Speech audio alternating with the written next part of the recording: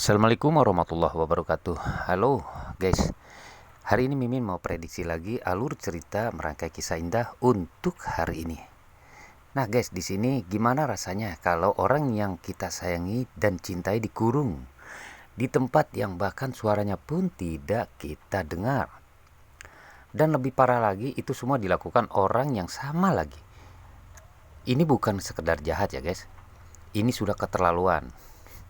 Di sini Mutiara benar-benar ada di titik paling rendah dan menyakitkan dalam hidupnya. Bukan cuma diculik, tapi dimasukkan ke rumah sakit jiwa.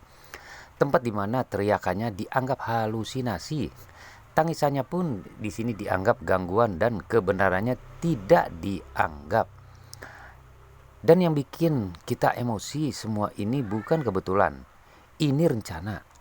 Sandra sudah naik level ya guys. Dulu dia cuma cemburu, marah, cuma jatuhkan secara verbal, tetapi kini dia memanfaatkan Glenn, menggali rahasia, menekan, dan juga lalu menjadikan alat untuk menghancurkan hidup Mutiara. Ini bukan lagi konflik biasa, ini obsesi yang berbahaya. Glenn pun bukan korban yang polos, dia tahu apa yang dia lakukan. Dia rencanakan semuanya dengan rapi dan penculikannya sampai menyembunyikan Mutiara di tempat yang paling tidak terduga, yaitu rumah sakit jiwa.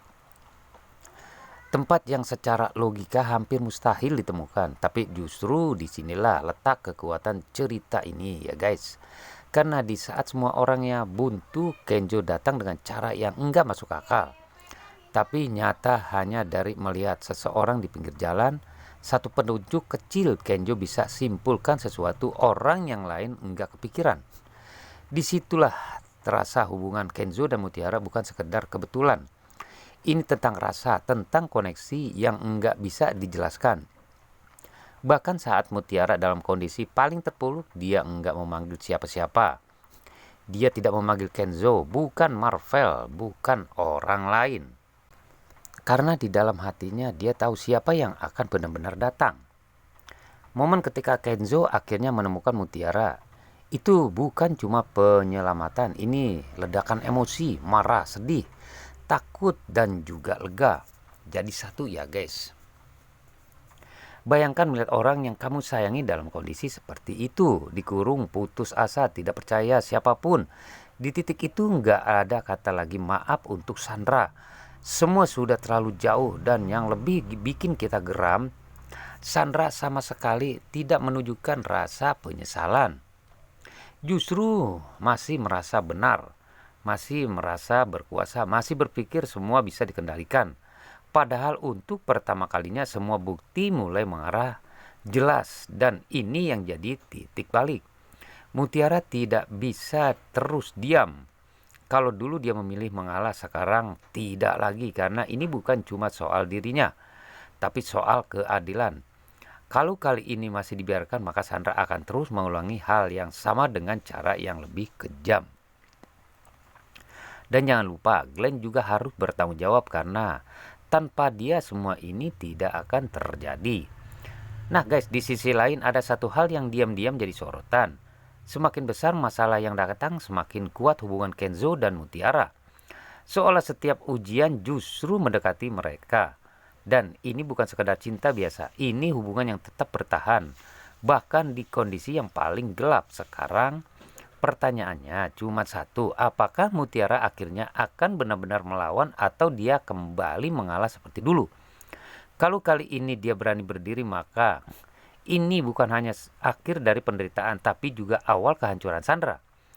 Dan untuk pertama kalinya semuanya terasa benar-benar serius. Ya, gimana rasanya kalau orang yang kamu sayangi dikurung di tempat yang bahkan suaranya pun enggak didengar? Dan lebih parah lagi, itu semua dilakukan orang yang sama. Ini bukan sekedar jahat. Ini sudah keterlaluan. Mutiara benar-benar ada di titik yang paling menyakitkan dalam hidupnya. Bukan cuma ditulik, tapi dimasukkan ke rumah sakit jiwa.